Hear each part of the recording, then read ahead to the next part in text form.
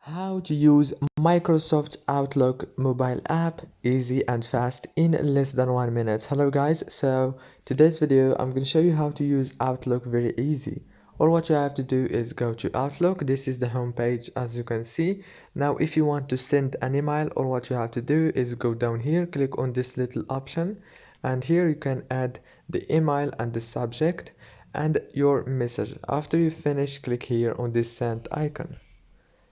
And if you want to manage or edit anything in the settings, go here in the top here, click here and go down, click on this little icon.